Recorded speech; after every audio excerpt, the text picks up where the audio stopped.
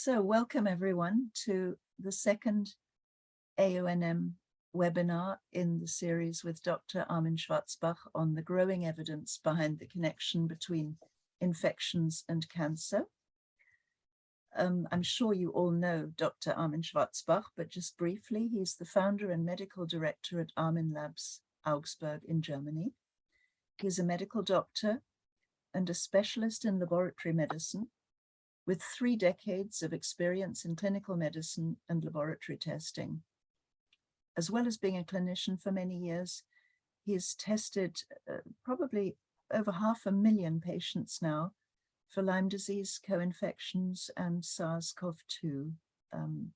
Also many tests involved in COVID-19. He specializes in laboratory medicine, infectology, microbiology, immunology, hematology, clinical chemistry, endocrinology, and gynecology. So he's also worked in oncology, and that will be the topic for today. So over to Dr. Schwarzbach, just to mention that we will have both chat and the Q&A open. So please put any questions or comments in either of those, and he'll be speaking for a maximum of 45 minutes. So we'll have good time for questions at the end.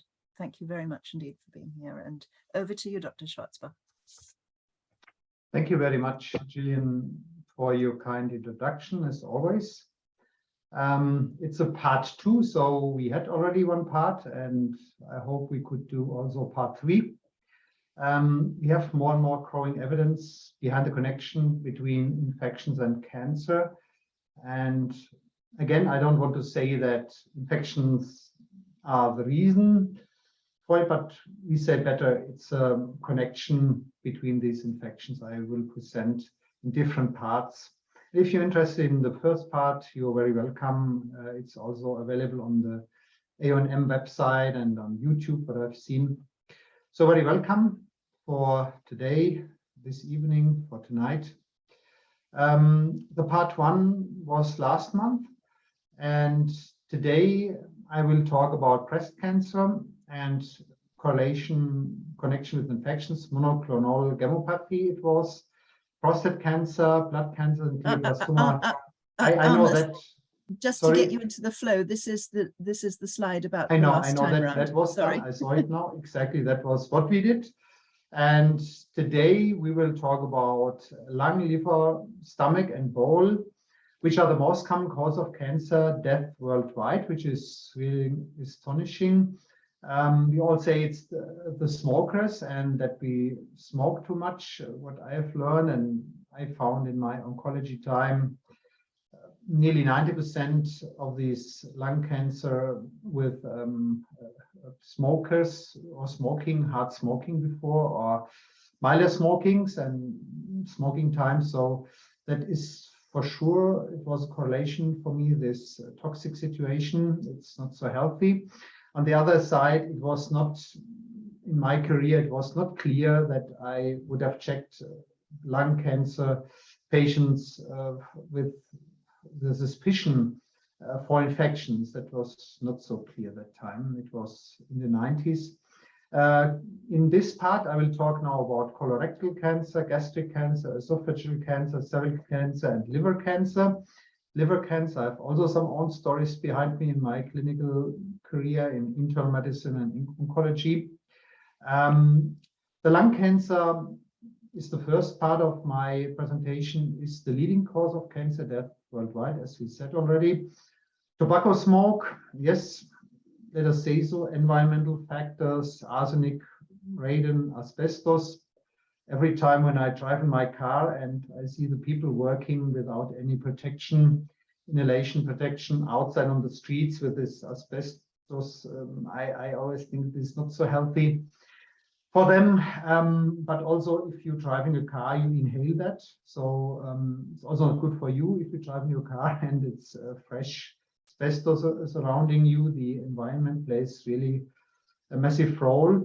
But what was not clear to me, and this paper came out 2022, it's a very brand new paper, the involvement of some viral infections, such as high-risk human papillomavirus, the Merkel cell polyomavirus, and the JAK-CHE retrovirus, and the John Cunningham virus, and Epstein-Barr virus. Just to mention at that point, we don't have tests in routine laboratories like mine or other laboratories where we can test for Merkel cell polyomavirus, or where we can do a blood test for papillomavirus. They don't exist, these tests. The JAK-CHE retrovirus, John Cunningham virus, these are all scientific tests. You can get them at universities if you want to do that. But it's not available as a CE certified or IVD registered or accredited test. So we need to differentiate that. The Epstein-Barr virus is a little different from that. Epstein-Barr virus, we have very well established tests for other syndromes, not just cancer. So Epstein-Barr virus is very well established in routine laboratories nowadays, but not these other viruses which I have mentioned. And also we get very often the question, could I test maybe in your laboratory, other laboratories, human papillomavirus in blood? No, there's no test available. We need smears, we need a swab as an example, and then we can try a PCR on it, but a blood test is not available in the world. We all have heard a lot about this Epstein-Barr virus. And we know nowadays that the viral oncogenes in this virus can activate various tumor associated pathways. To me, interesting in this slide, when I saw that, is in the yellow color, both the viral latency and the lytic cycle are required for EBV pathogenesis. This is exactly what we do in the ELISpot. I need now to smile a little about that. Because for years I postulate that now it's also in the long COVID, post-COVID, we do a lot of these tests for the lytic cycle and the latent phase of this virus. But very interesting that you need both. So that means the lytic cycle means it's always a sign for active virus replication. The latent phase means it's a sleeping, a snoring part of it. What does it mean if I have both positive in the ELISpot? That means if I had Epstein-Barr virus and it's still ongoing or it's reactivated, so chronic, persistent reactivation, or it can be also reinfection. We have learned that from SARS-CoV-2 reinfections now. So viruses, you are not protected 1000%. It's impossible. The IgG titer is not 100% protection for you, although you had it. You could also get a reinfection from a different subspecies of Epstein-Barr virus. And what you can see also, the Epstein-Barr virus, it's in the blue color on the right top side of the slide. You can see that it's also associated with the memory B cells. We talked about lymphoma in the last presentations, BCLL, the chronic lymphatic leukemia, which is very common in the world, the Burkitt's lymphoma, very famous lymphoma from Burkitt, and the AIDS-associated lymphoma, which is also very common, the knowledge nowadays. But what is very interesting, this study is from, our paper is from 2021, and it said clearly, please check in your laboratory for latency and lytic phase. And this is the only test we can do in the world, is the ELISpot for the interferon gamma release assay. Chlamydia pneumoniae is significantly related to the risk of lung carcinoma. We have in this paper 2019, so you can see it's very brand new paperwork. It's not very old stuff. In the 90s, nothing existed in this. So this is a newer scientific chapter going on now. But in this paper, the results show that Chlamydia pneumoniae infection was significantly related to the risk of lung carcinoma, with a 3.19-fold increased risk compared to a negative titer for IgA. Now, you know, people who know me or therapists, I'm the fan of the IgA now for, let me say, 15, 20 years. So I always postulated IgA antibodies, and interestingly, they are now following up my feelings or my impression, which I got over the years.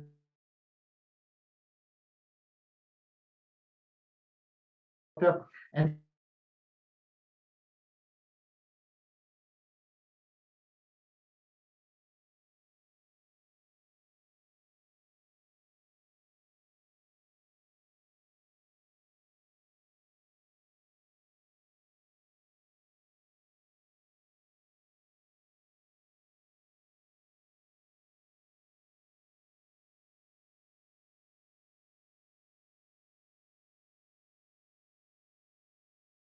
always, I always saw now recording started again. Thank you.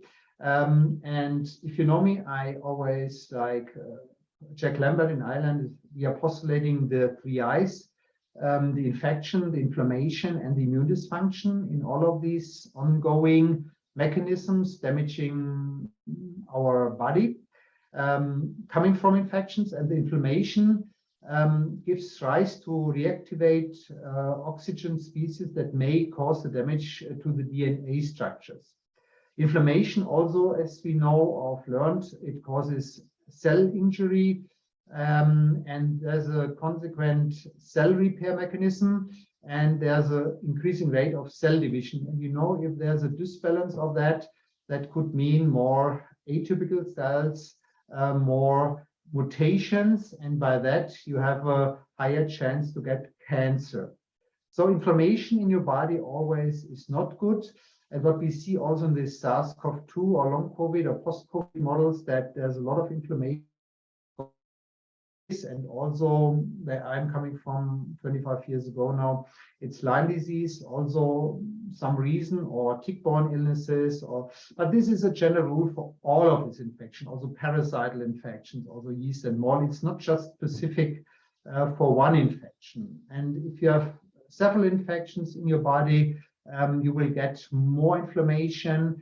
And to bring back the inflammation, this should be also the aim of therapists in doing that. Otherwise, you have a higher risk from these chlamydia infections, as an example, or Lyme disease, to get damage of the DNA, and as a consequence, maybe you get cancer.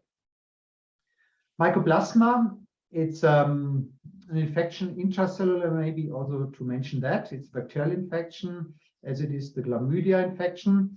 In lung cancer, the association was 52.6% in a study from 2001, so 20 years ago.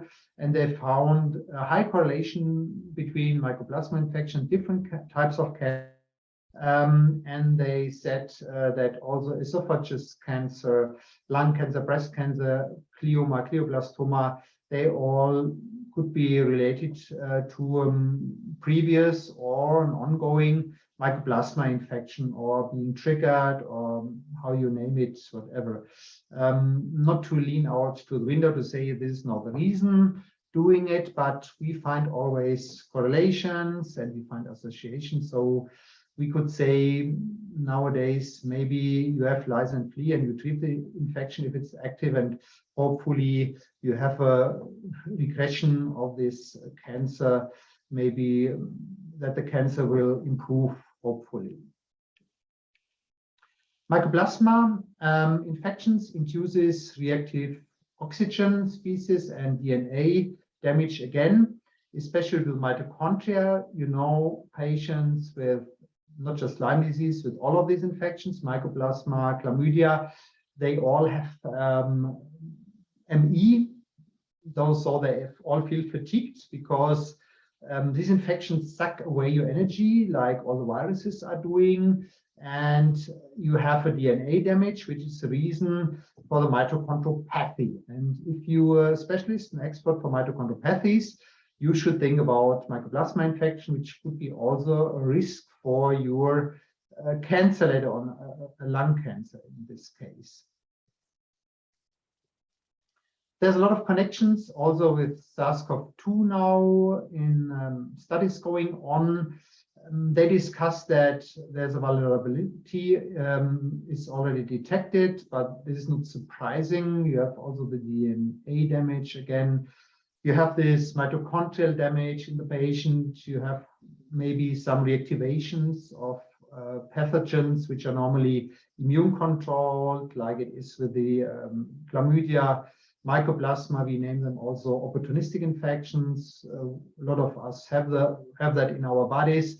Also persistent forms, intracellular, cyst forms, aberrant forms, biofilms.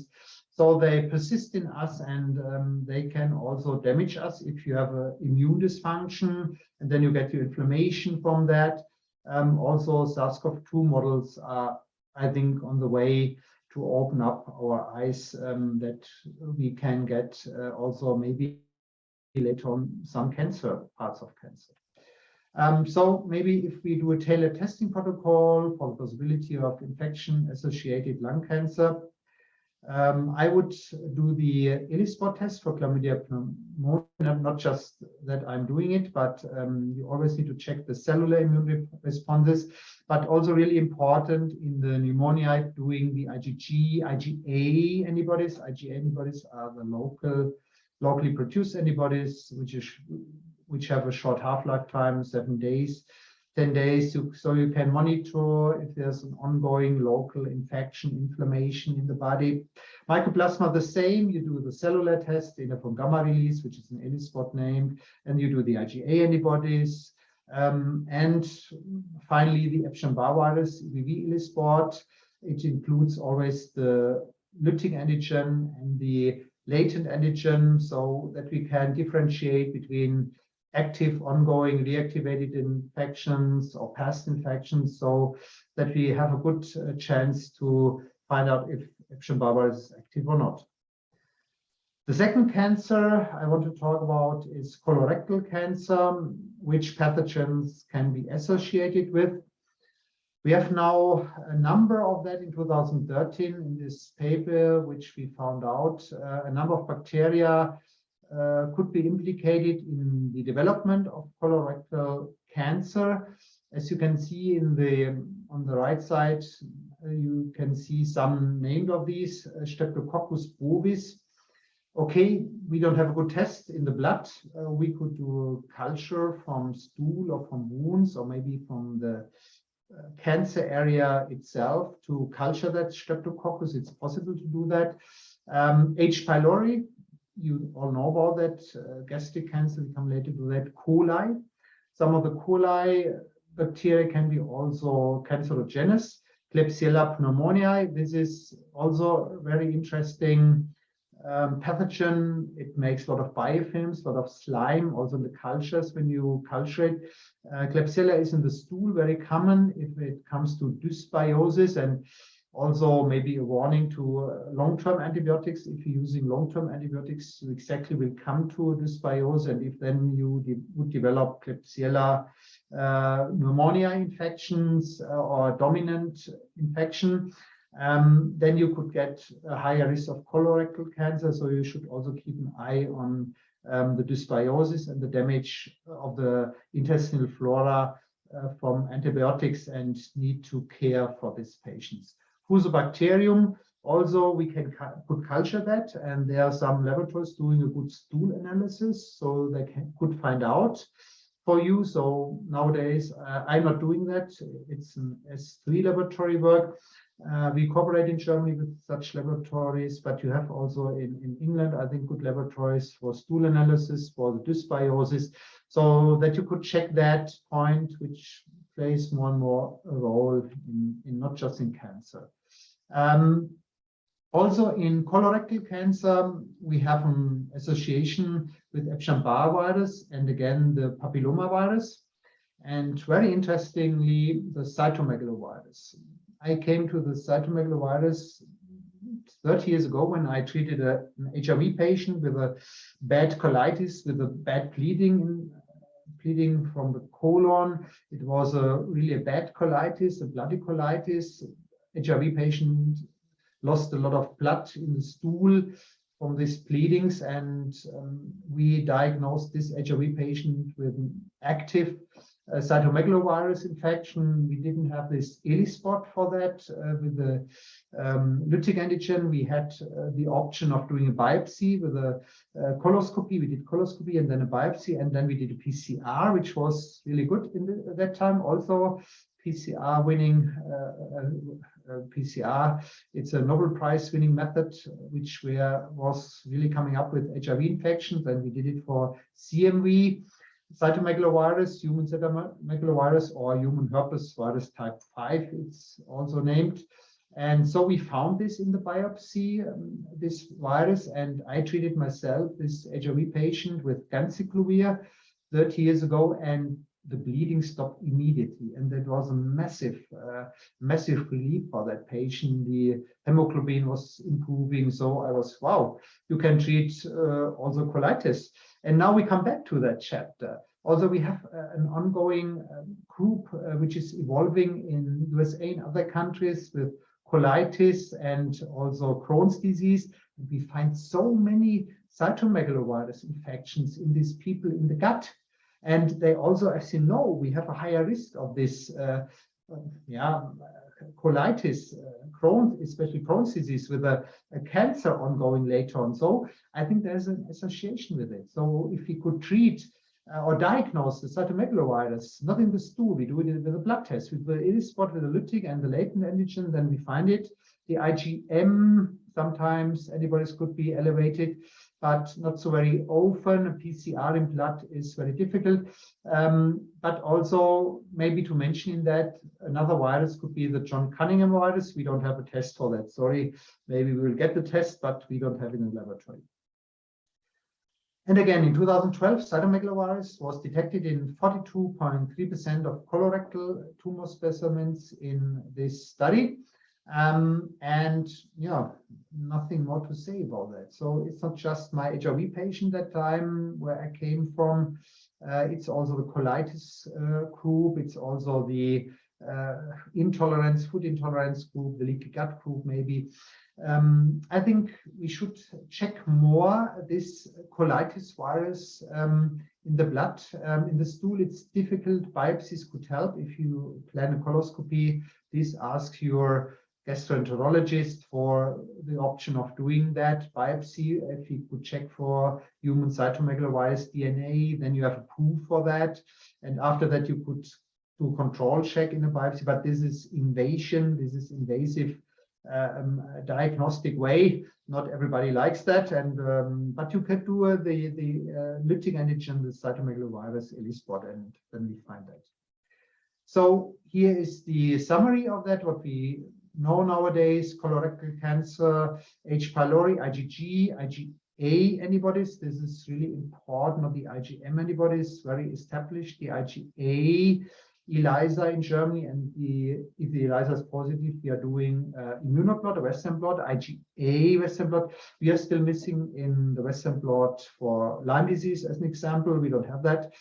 So very interestingly to do the IgA Western blot, immunoblot, H. pylori, IgG, IgA, EBV ELISpot, CMV ELISpot.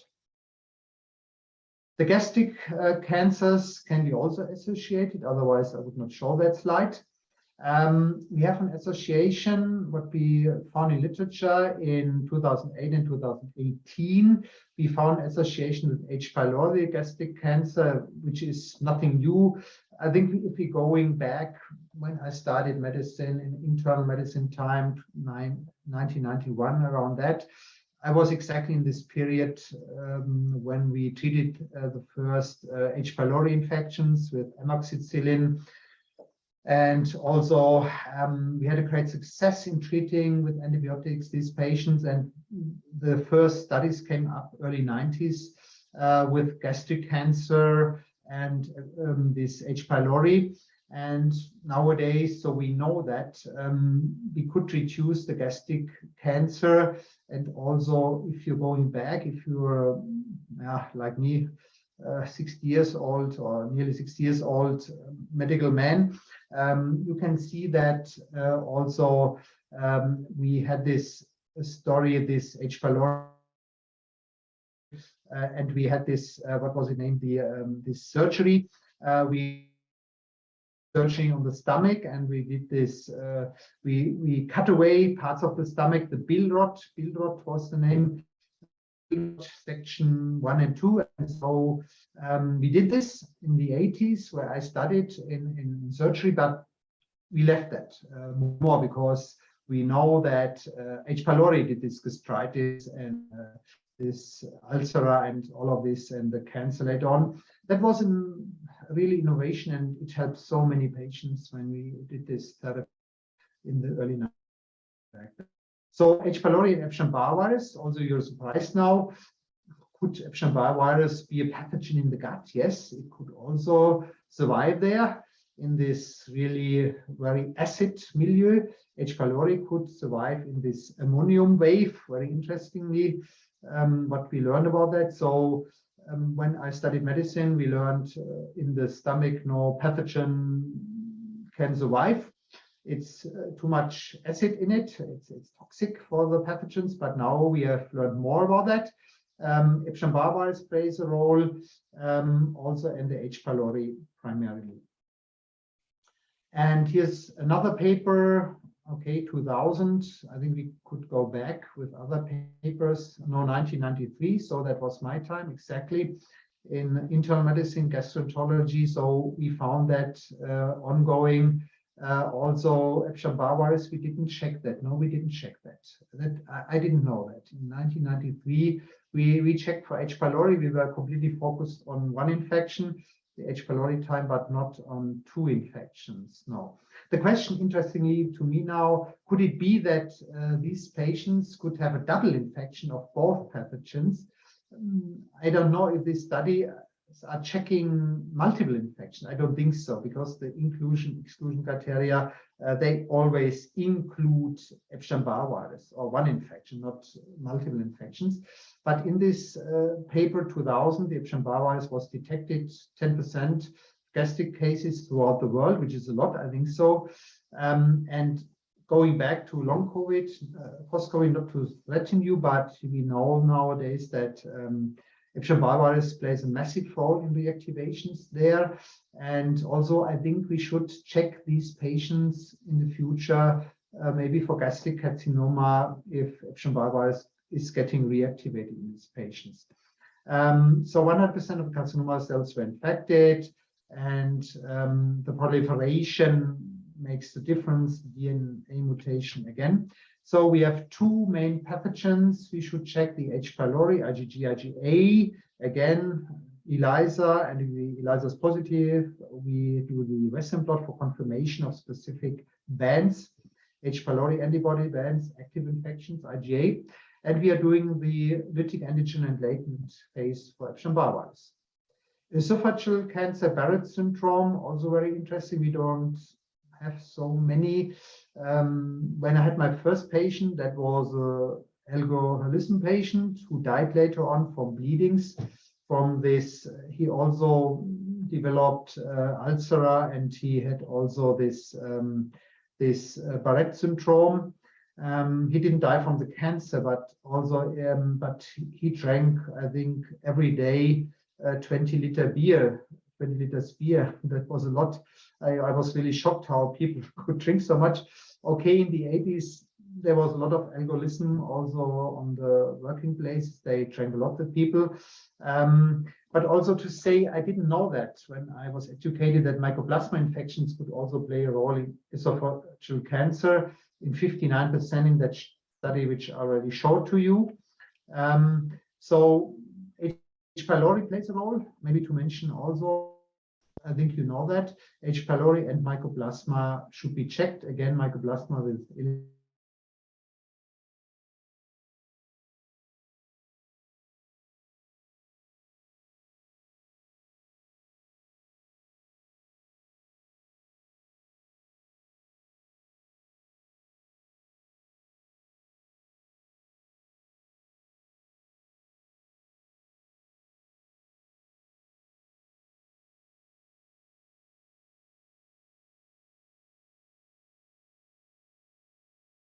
led to unscheduled herpes simplex virus 2 infections, led to unscheduled cellular DNA synthesis and to chromosomal amplifications and mutations again. So these pathogens, viruses, have a potential for mutations. It's not just the Epstein-Barr virus or the cytomegalovirus.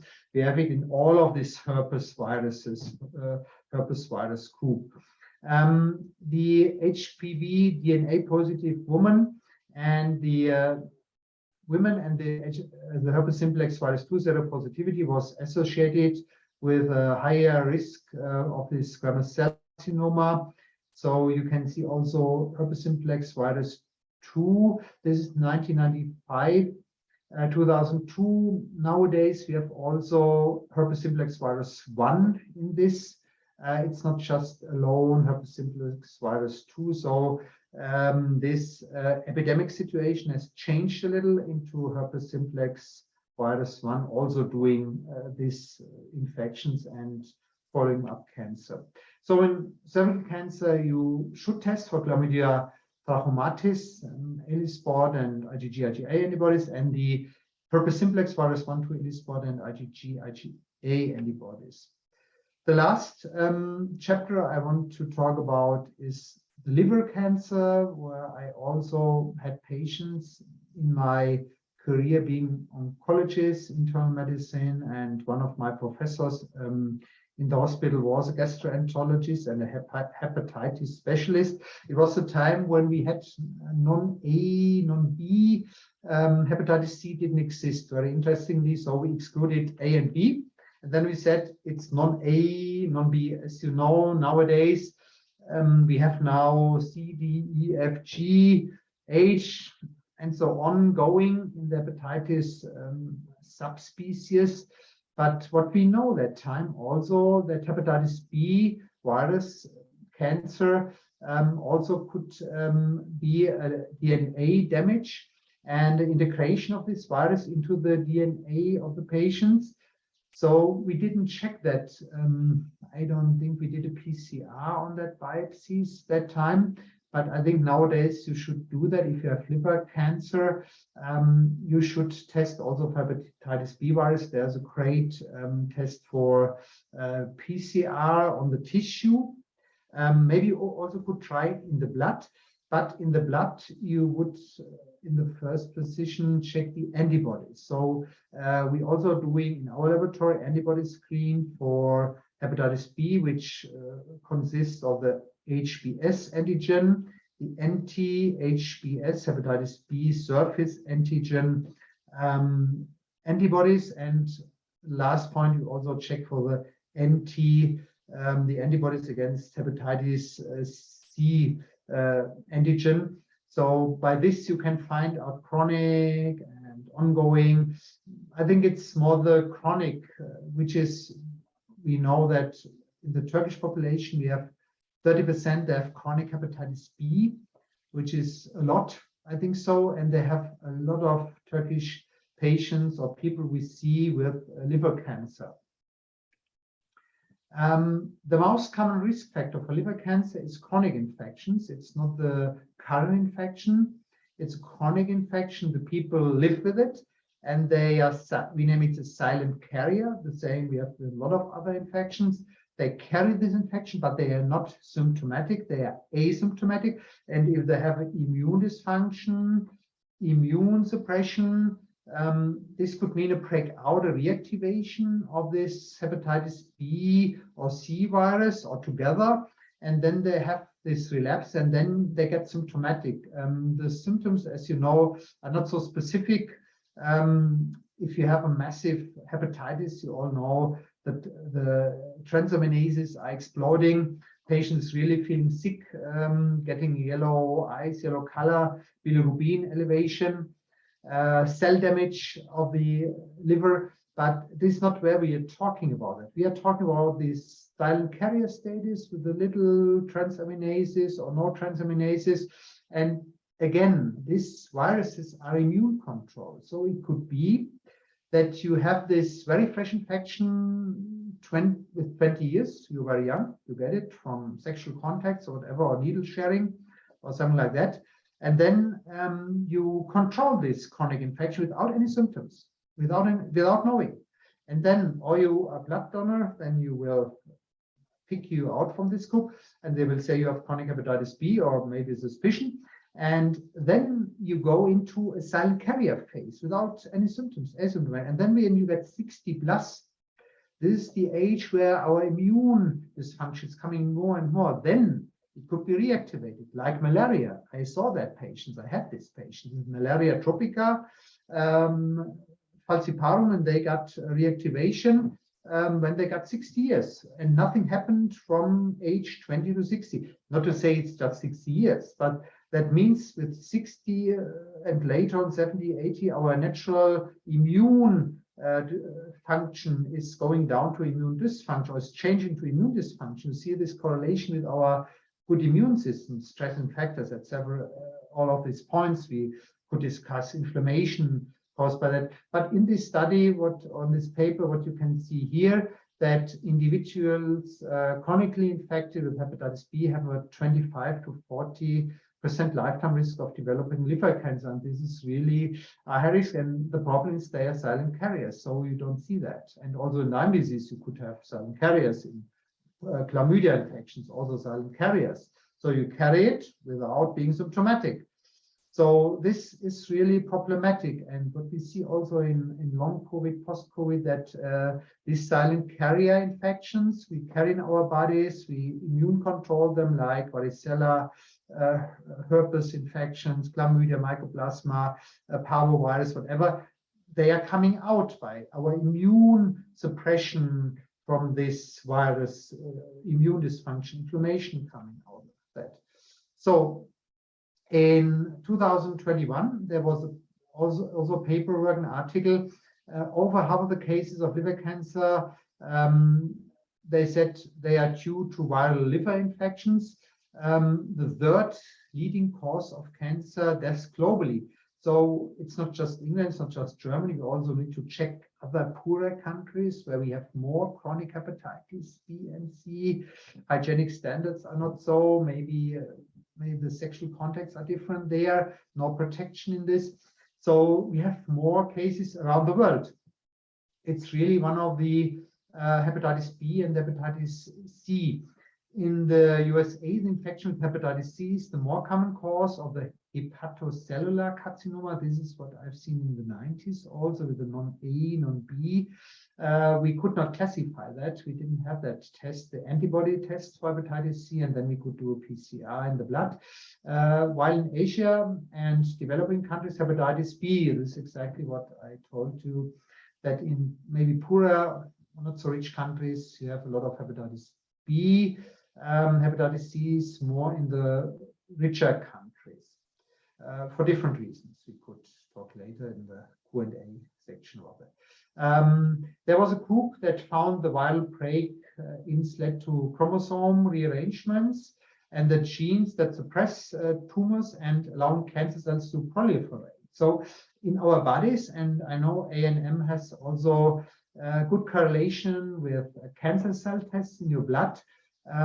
So we know that we have always a balance in our body of cancer cells and healthy cells, and that our immune system tries to eliminate these cancer cells. And if there's dominant of these cancer cells and maybe the infection is getting dominant, triggering that, you have more the expression of cancer, and then you have really cancer, and you all know the consequences. Campylobacter, interesting. I didn't know that before. I'm learning also when I do more research on it. In 2017 came a paper about Campylobacter, which is like Salmonella, Yersinia. It's one of the big three gut bacterial enterobacterial infections, the pathogens, not virus, it's bacteria. It's in the pork, it's you eat it up. So there's a high association of this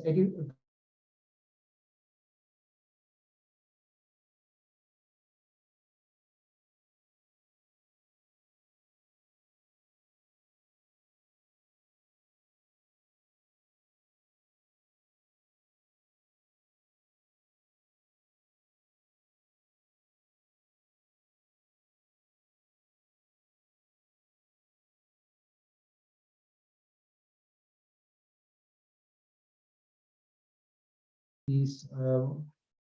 It's 𝐃𝐄𝐒 virus, a tragedy on our nerve system, on our heart. It's mimicking Lyme disease for sure.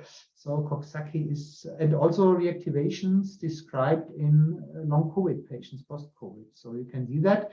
And what does it mean? All of these viral infections, you can see more on the right side. The history can be used to detect hepatocellular cancer, which is not so very common in Germany, the cancer. It's more in other countries. We don't have so many patients with hepatitis B or C. It's more imported. But you can see the herpes virus group plays an important role. Hepatitis C, influenza virus, a lot of viruses there. On the right side, we don't have tests for all of that, to be honest, because we are now in a new movement of that direction, and we want to bring more consciousness into that chapter of also different kinds of cancer with different infections. So we also thought about a tailored testing protocol for liver cancer, hepatitis B, hepatitis C, Campylobacter. It's not Campylobacter, there's also a little mistake in it, makes me smiling, which is very common. It's Campylobacter infection. We have a fantastic test, I think so. We do Western blot IgA, where we can find them out with high specific bands, active infections from not active infections, Coxsackie, AB, IgA, IgG antibodies. And what we did in the end, together with Army Labs and A1M, we put all of these different cancers together with test panels to make it easier for you. If you have patients with that, please check them. I could say that's just, if it's not too late, check them. We have some chances to make it reversible sometimes, but if you're coming too late, if the damage is too late, just the chance for chemotherapies or surgeries or both or radiation. So, but if you come early with that, also in this hepatitis B and C group, in finding out chronic infections, you could monitor, you could treat them antiviral. There are good treatment successes now, treatment options, as I showed you or mentioned with my cytomegalovirus patients. So we have more links between pathogens and cancer. We started in 2017, which is now a 5-year-long story. So we have a celebration a little. We were coming a little into that field. We said, oh, could it be or not? And now more studies are coming, which is fantastic. The oncologists don't know about that. They are not so interested in infections. I'm in some groups in Germany with biological cancer treatment, hyperthermia, high-dose vitamin C, whatever you can use there. I try to bring consciousness there, but it's really difficult because in medicine, it's a lot of tradition, it's a lot of guidelines, but I think we should follow up this. And not myself, also Professor Sapi gave us incredible insights into the possible links between Borrelia, Bartonella, and breast cancer. And thank you, Eva, for that. I hope seeing you at ILAT's conference over next week. So in America, Eva is a pioneer in that, and we are all a little pioneers. And also Gillian, you can see on the right side, is one of the pioneers. And all of this group makes us a little stronger and bring this to hope, maybe hopeless cases in the beginning. The earlier we could start with the therapy, the earlier it's the best to eradicate H. pylori, to treat chronic hepatitis B, to treat Coxsackie virus. If we're coming too late, and again, if we destroy the immune system in the end, I did a lot of chemotherapies, please, all of my patients died. I was not so successful that time. I was oncology doctor with white gloves and all of this poison putting the patient. I was not successful. I did according to the guidelines, and the survival rate was not in lung cancer, not so good during my time.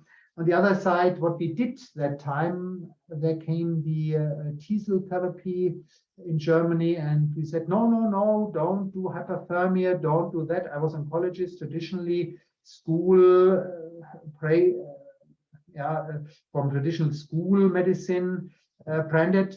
So nowadays, I would say, before you doing immune destruction with the chemotherapy. Maybe you check your patient first for infections. If it's not too late and you need to find a balance with it, you need to work together with the infectious disease doctor. And again, you could have lice and flea, and why not to treat flea and the lice together? So one condition is not excluding the other. And that's the end now. It's 48 minutes. Thank you very much for your attention. I stop now my presentation, and we are coming back face to face. Thank you. Thank you very much indeed, Dr. Schwarzbach. That was very, very insightful. I'll just begin with a few questions that came in before your talk. This is one attendee who says she's heard that immunotherapy has a place for treating Lyme. And she recently watched Dr. Neil Spector, he's from Duke University Medical Center, who talked about immunotherapy approaches. And she wonders whether you have anything to add about immunotherapy. This is linked to cancer because she in fact knows someone who started on, I may pronounce this wrong, atezolizumab for TNBCs with just 2 doses over a fortnight. And there are signs that the cancer cells are less in brain lesion. So that can be given when cancer cells are PD-L1 positive. So she'd just generally like your insights into that if you're familiar with that approach. I'm 30 years away from that. Microimmune therapies, immunotherapies also didn't exist that time simply. So I don't have a clinical experience in that, but I know Neil Spector, who died surprisingly. He was a great man. I met him once at a conference in Colorado, really great man in Denver. Yes, I think he was on the right track in treating or trying to treat Lyme disease with his immune therapies to block the receptors. If you can destroy the pathogen or bring it back, maybe by that, into a latent phase, into a sleeping, snoring phase, it's easier, not doing this DNA alterations in that, not doing these bad cells. The laboratory, I forgot, it's Pachmann laboratory, if you wanted the circulating tumor cells. This I can recommend. So in Germany, a lot of these oncologists in the biological medicine group are doing this cancer test, the circulating cancer cells. Also interestingly, maybe to monitor with these therapies. But yes, I need also, maybe we need a little more studies about that, if there's a correlation with Lyme disease and cancer. I know a lot of you will say the Lyme expert, yes. I know that glioblastoma from L. McDonald we showed last session also, but the immune therapies also failed in cancer. We need to say that they are an option. It's not a wonder drug, but if it helps you and you have these receptor structures and it blocks you and it helps you and reduces your load in the brain of these cancer cells, it's fantastic. It's great, do it. On the other hand, I would check also for infections and treat those infections simultaneously. Why not to treat the infection at the same time if you have an infection? This is what I mean. The immune therapies, they are like cytokine blockers you use in multiple sclerosis or other ones. You block cytokines, interferon gamma or whatever, TNF-alpha blockers. This is all blocking the cytokines. And we know that cytokines are produced from these infections, from inflammation processes. This is, let me say, more symptomatic, a masquerade of that. You know, you can reduce, but to bring it away, also treat the underlying infection if you have an active infection. Maybe you do a combination. If your oncologist says, yes, I'm open-minded to that. Some of these are liver toxic. Also, you need to be careful with it, the side effects, but try it out. And if it helps you, it helps you. You're on the right track. Thank you. We know that Coxsackie virus and echovirus seem to be very common in the UK. There's a question here about how far Coxsackie and echovirus, in other words, the enteroviruses, contribute to cancers in general.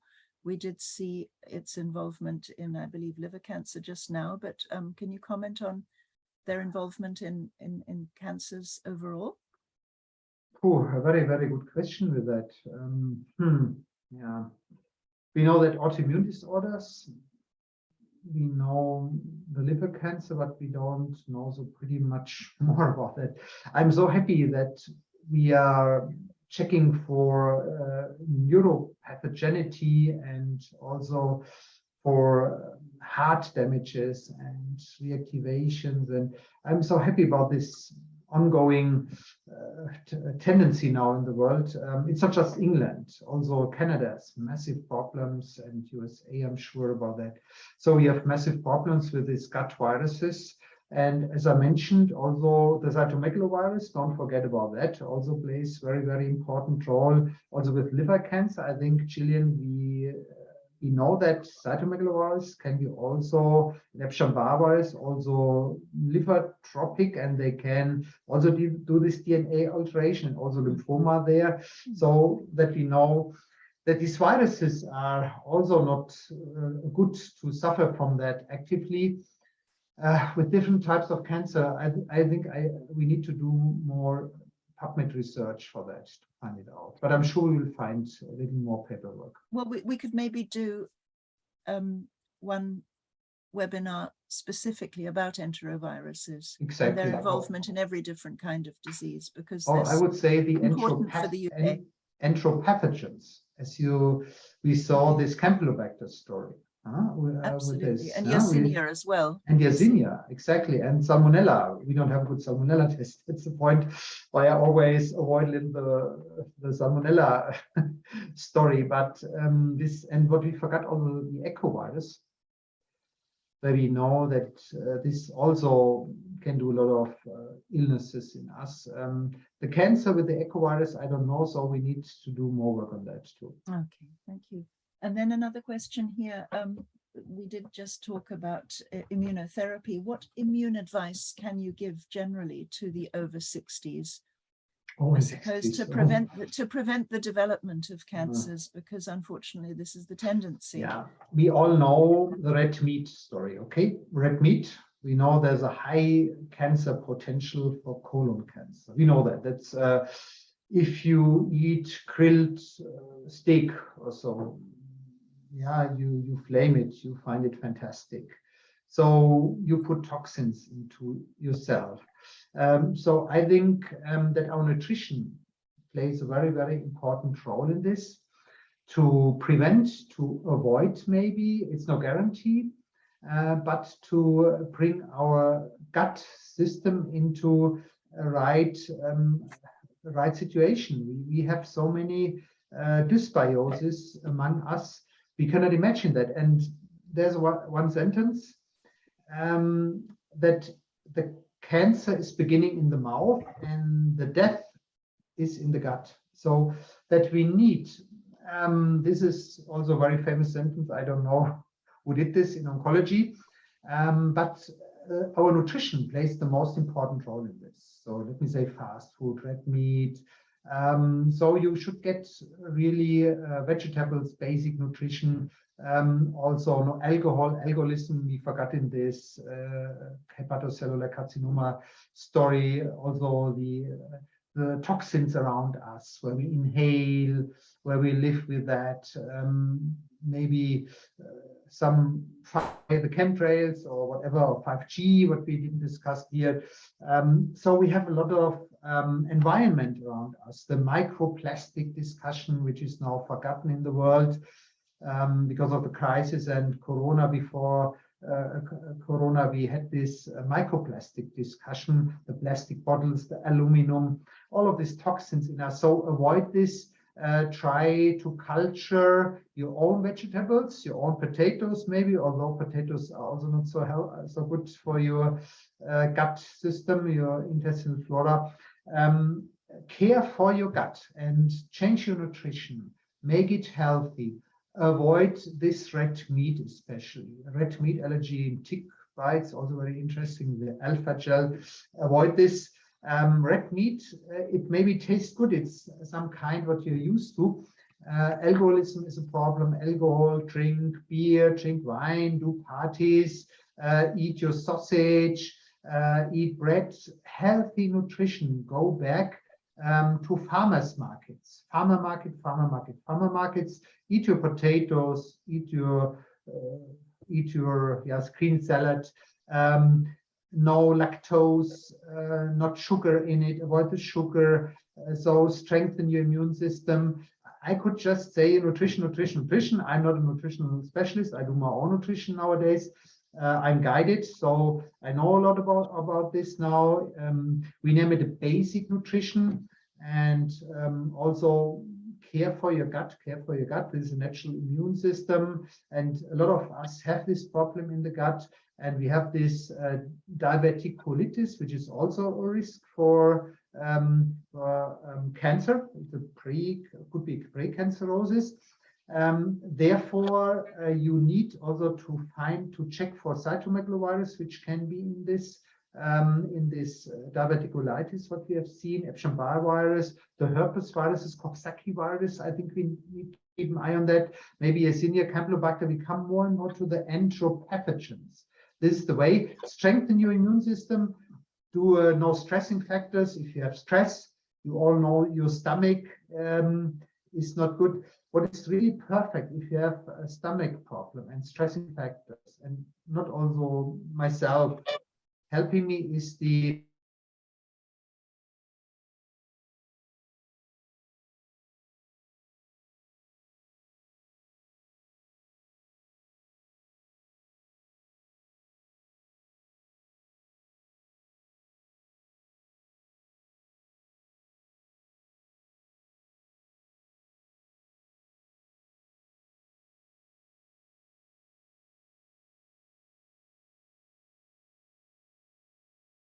alcoholism is important.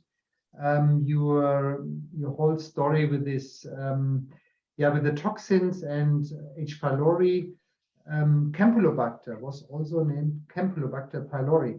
So also we have there another challenge. We don't have a test for Campylobacter pylori, which is also maybe some idea. So we need to check more for these pathogens.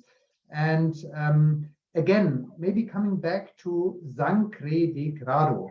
Yes, Armin, we've had requests for you to actually spell that. Could you maybe put it into the? Could you put it into the chat? Do you have access? Yeah, to I the put chat? it in the. This is the best I have seen. Pop it into the chat, and then we'll add it when we put up the recording. Please spell that. Okay, here's the question from Louis Schaub. See, Sancre de Grado. Interesting tree with really, you have blood on your fingers, dragon blood. Try it out and you will improve. Okay, thank you. We'll add that later when we put up the recording. This is a herbal therapy. This is thank you very, very much. Not the chemical omeprazole or pantoprazole what you can use. Yeah. Thank you. Well, the hour is up pretty much now, so thank you so much again, Dr. Schwarzbach. That was all fascinating information and very, very useful. And we'll definitely take up that suggestion, I think, of doing a more intensive session on the enteroviruses. So please also send in your questions if you have any subsequent to the talk to info@aonm.org, and we'll forward them to Dr. Schwarzbach. Thank you very, very much, everyone, for being there, and we'll be continuing with further webinars in the near future. Thank you very so much. Have a nice evening together. Thank you. Thank you.